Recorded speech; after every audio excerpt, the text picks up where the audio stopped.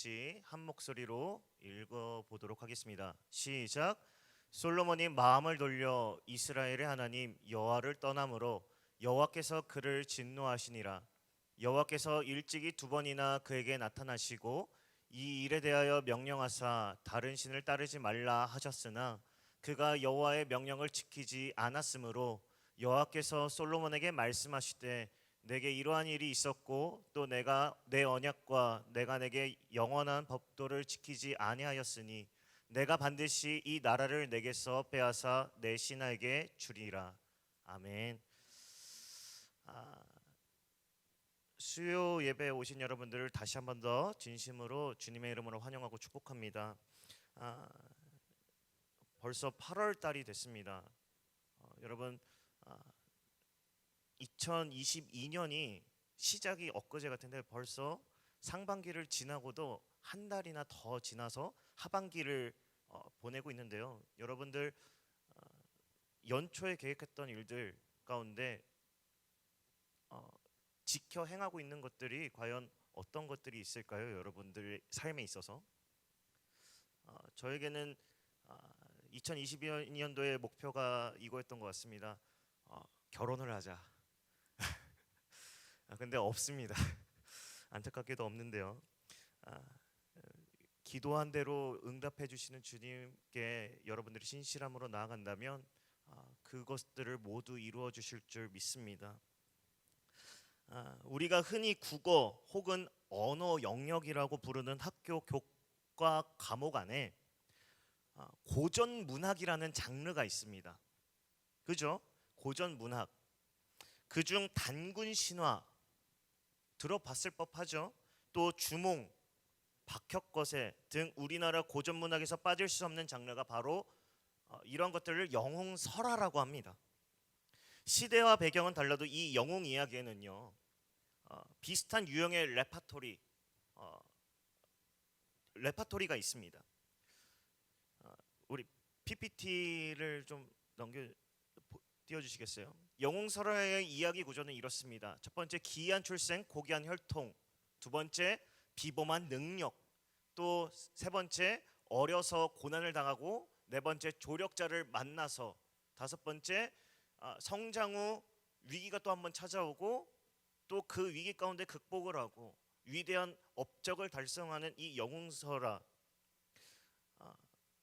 여러분들 많이 드라마나 혹은 소설이나 이런 데에서 많이 봤을 법합니다. 근데요 이 출생의 비밀이 있는 이스라엘 제3대 왕 솔로몬도 바로 이런 영웅설화, 이 영웅 스토리의 주인공으로서의 조건을 갖추었다라고 할 수가 있습니다. 먼저 우리가 잘 아는 다윗. 이 다윗의 큰 실수가 여러분 뭐였죠? 자신 있게 말씀하셔도 됩니다. 네, 우리아의 아내 바세바를 범한 거였죠. 전쟁 중이던 어느 날 왕궁 지붕 위를 한가로이 거닐다가 한 여자를 바라봅니다. 그게 바로 화면 한 번만 띄워주시겠어요? 한번 따라 읽어볼까요? 시작. 바세바. 자, 이 바세바라는 이름을 영어로 봤을 때요, 바세바를 각 단어로 따져보니까 저런 단어가 나옵니다. 베스, 욕실이죠. 새라는 단어가 she, 그녀라고 해석을 할 수가 있습니다. 그냥 언어 유의적이에요. 그냥 이 뜻이 정말 이렇다라는 게 아니라 영어 단어를 찾아보니까 이런 단어가 나오는 겁니다. 목욕하는 여자를 바라본 다윗 왕은요 욕망이 타오르는 가슴으로 이 바세바라는 유부녀를 품었습니다. 왕을 위해 생명도 아끼지 않았던 충직한 신하 우리아에게 보답한 것이요 고작 그의 아내를 빼앗는 것, 그게 하나님의 사람이다 칭송받던 다윗의 실수였습니다.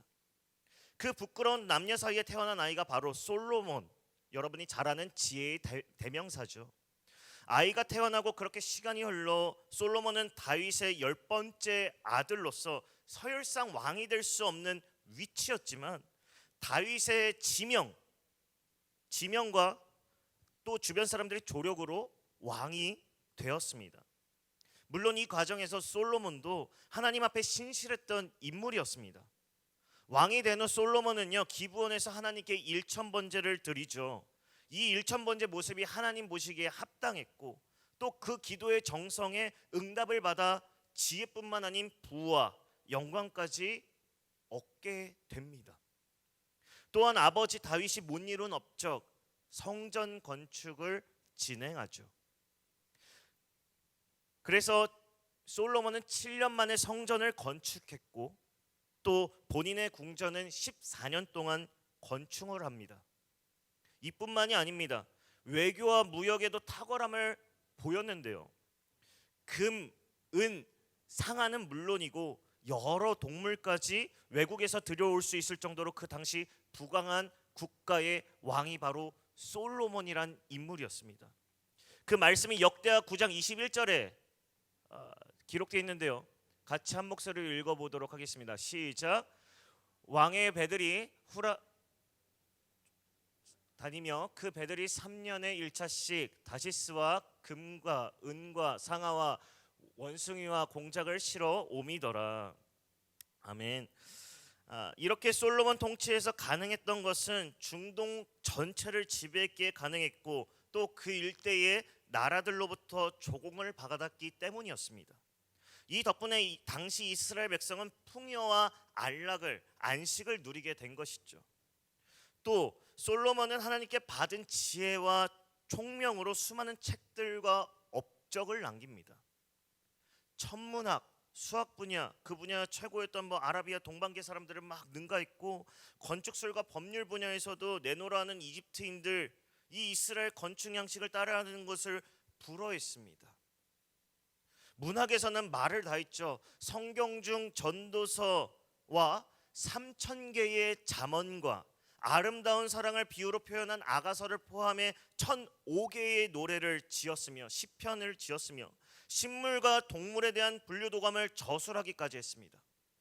이렇게만 보면 이 솔로몬이란 사람, 인간은요 인재이긴 합니다. 그리고 수많은 사람이 솔로몬에게 한 수를 배우겠다고 줄을 서 몰려왔죠. 그 모습이 바로 열왕기상 4장 29절에서 34절까지의 말씀인데요. 제가 빨리 읽어보도록 하겠습니다.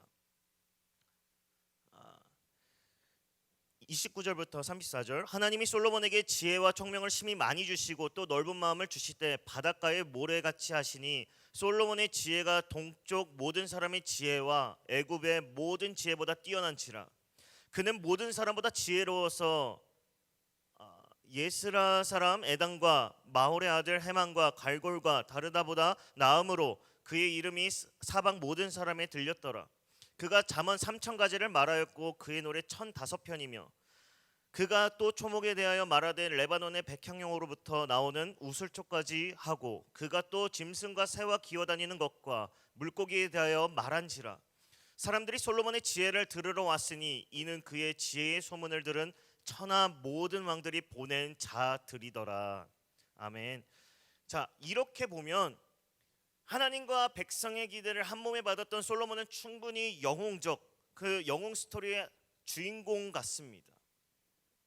이 정도면 소위 금수저를 물고 태어난 엄친아, 엄마 친구 아들이죠. 엄마 친구 아들이 이런 사람들이잖아요. 누구네 아들은 서울대 갔다더라, 100점 맞았다더라, 효도를 그렇게 잘한다더라, 누구네 집 아들은 안마 의자를 사줬다더라. 엄마 친구 아들 다 그런 이야기 하시잖아요. 이런 게 바로 솔로몬과 같은 솔로몬이었다라는 겁니다. 하지만 성경은 이토록 뛰어난 이 솔로몬을 향해서 잔인하리라 만큼 단호하게 평가를 합니다. 어떻게냐면요, 초반에 반짝하다가 결국 나라를 송두리째 망쳐버린 왕, 정치적으로 경제적으로 완벽하게 실패한 왕, 또한 우상들을 들여오는데 앞장서는 왕이자 백성들의 생활을 불행으로 빠뜨려버리고 이스라엘 최고의 비극이라 할 수 있는 남과 북의 분열을 조장시킨 왕으로 말합니다. 도대체 솔로몬은 왜 그 놀라운 능력과 자질을 갖고서도 성경의 불명예스러운 이름으로 남게 되었을까요? 여기에는 명백한 성경적 이유가 세 가지 있는데 한번 보도록 하겠습니다. 그중 첫 번째는 솔로몬은 자기 자신을 위해 많은 동물이죠. 많은 말을 탐냈습니다. 그 증거가 열왕기상 10장 26절에 나와 있습니다. 제가 대신 읽도록 하겠습니다.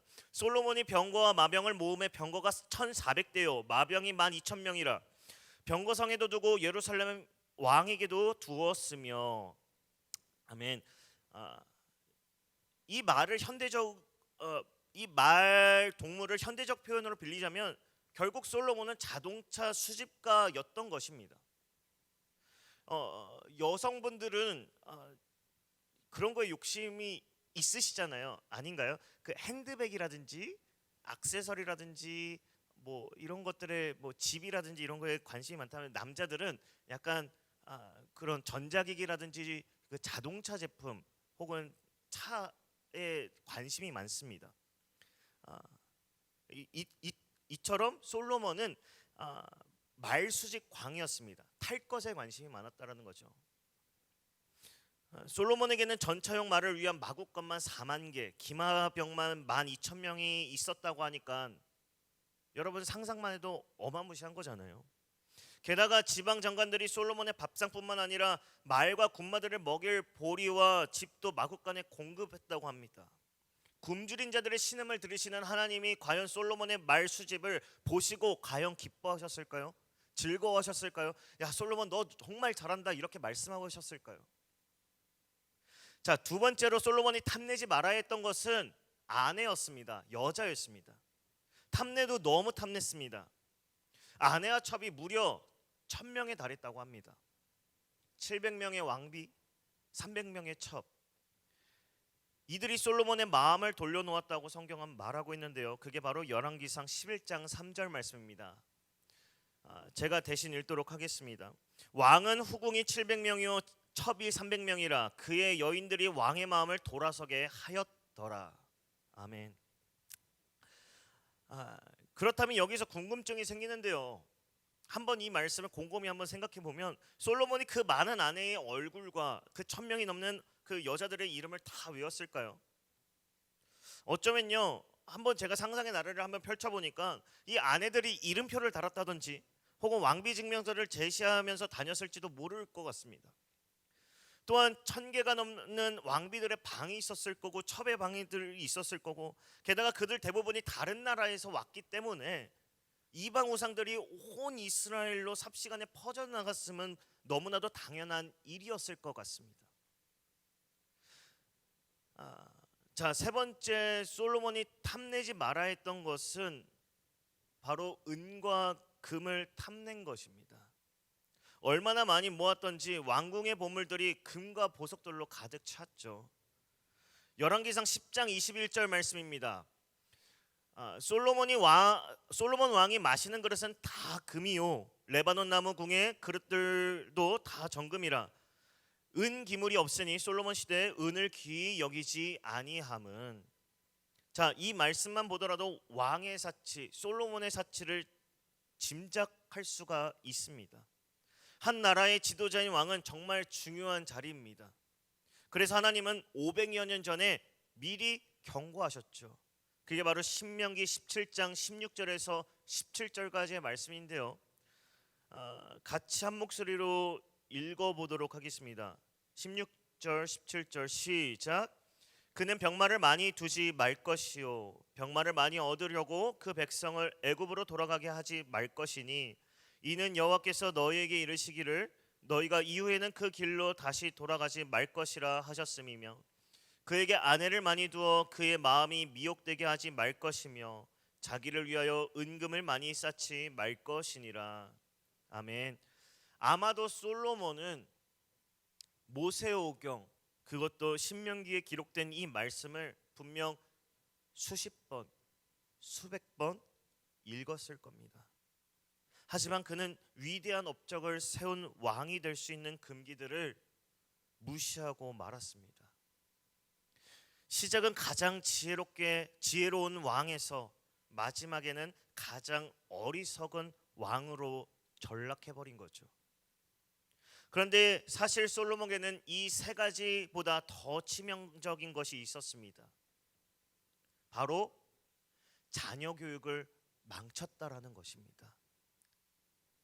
자녀 교육을 망쳤다라는 것이죠. 역사적으로 이스라엘의 가장 큰 불행은 솔로몬의 아들인 르호보암 왕 때 발생한 왕조의 분열이었습니다. 이는 솔로몬이 자녀 교육에 철저히 실패했기 때문에 일어난 일이었죠. 언뜻 보면 솔로몬은 자녀에게 그럴싸한 가르침을 많이 남긴 아버지로 비춰집니다. 잠언 1장 8절 말씀에 보면요, 내 아들아 내 아비의 훈계를 들으며 내 어미의 법을 떠나지 말라 라고 하면서 자녀에게 지혜의 가르침을 전해주고 싶어 했습니다. 재물을 멀리하며 가난한 가운데서도 평온함을 가질 수 있는 인생을 가르치고 싶었어요. 또 잠언 17장 1절, 마른 떡 한 조각만 있고도 화목하는 것이 제 육이 집에 가득하고도 다투는 것보다 나으니라. 아멘. 이뿐만 아니라 욕망, 성욕에 대해 멀리해야 한다는 가르침도 솔로몬은 강하게 말합니다. 잠언 6장 25절이죠. 내 마음은 그의 아름다움을 탐하지 말며 그 눈꺼풀에 흘리지 말라. 솔로몬은 아들에게 이러한 가르침들을 말한 겁니다. 근데 그 아들은 그 가르침대로 살지 못했죠. 물론 저도 인간인지라 또 남자인지라 이 말씀이, 이 아름다움이라는 이 말씀이 저한테 크게 와닿지 않는 것을 지금 이 시간을 빌어 회개합니다. 제가 눈이 높아서 결혼을 못하는 것 같기도 하고요. 여러분의 기도도 많이 필요합니다. 제가 영안이 열려서 사람의 믿음을 볼 수 있는 약간 그런 것도 필요한 것 같습니다. 무튼 아이러니하게도 오늘날 우리에게 큰 감동으로 전해지는 이 지혜의 말씀들이 당시 솔로몬의 아들에게는 전혀 영향력 있지 못했습니다. 물론 나중에는요, 이 솔로몬은 조금이나마 회개하였지만 성경이 끝내 르호보암을 조상들에 비해 뛰어나게 죄를 저질렀다고 기록하고 있는 것을 보면요, 르호보암의 인생이 불쌍하기까지 합니다. 르호보암이 왜 이처럼 탁월한 교육을 들으며 교육을 받았음에도 불구하고 이스라엘에서 가장 어리석고 난폭한 왕이 되어서 나라를 반토막으로 만드는 치명적인 실수를 저질렀을까요? 그 이유는요, 생각보다 간단했습니다. 솔로몬이 입으로만 지혜를 가르쳤을 뿐, 말씀을 가르쳤을 뿐, 자신의 삶을 아들에게 보여주지 못한 거예요. 즉 자녀 교육은 말하기가 아니라,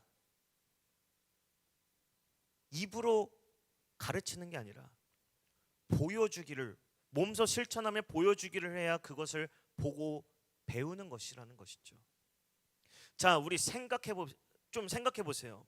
아들에게 끝없이 이방 여인과 음란을 피할 것이라고 경고했지만 정작 자기 자신은 이미 1000명이나 되는 여인을 아내와 첩을 두고 있었잖아요. 또 검소하게 사는 것이 아름답다고 입으로 가르쳤지만 솔로몬이 걸친 옷과 손에 든 그 잔은, 황금잔은 너무나도 화려했습니다.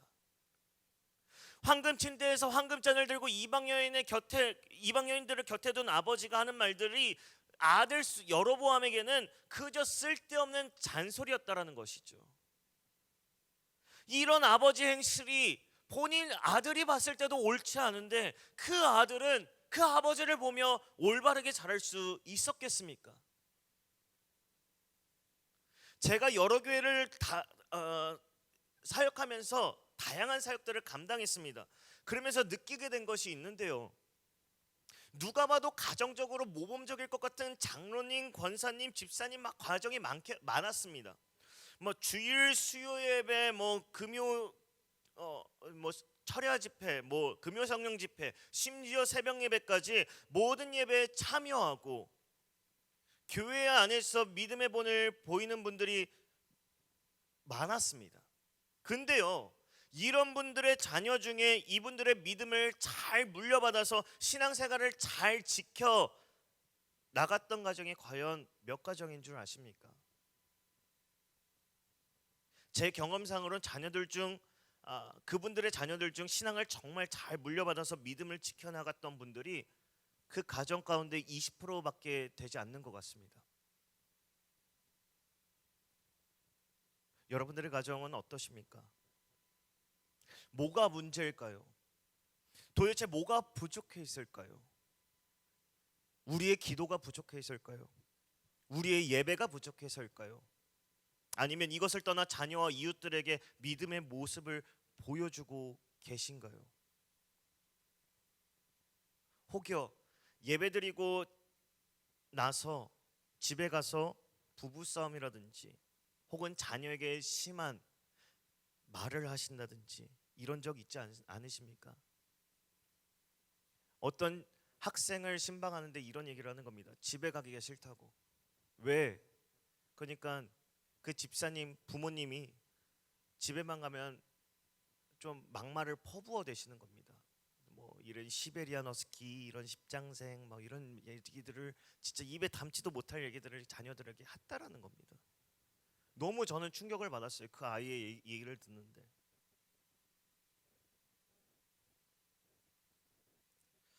혹은 여러분들 자녀들 앞에서 누군가를 뒷담화한다든지 혹은 성공을 위해 편법을 써서 와 믿는 사람도 세상 사람들과 다를 바가 없구나 생각이 들게끔 여러분들 이웃과 자녀들에게 하신 적은 없으신가요? 제 이 말이 참 많은 생각을 갖게 하죠.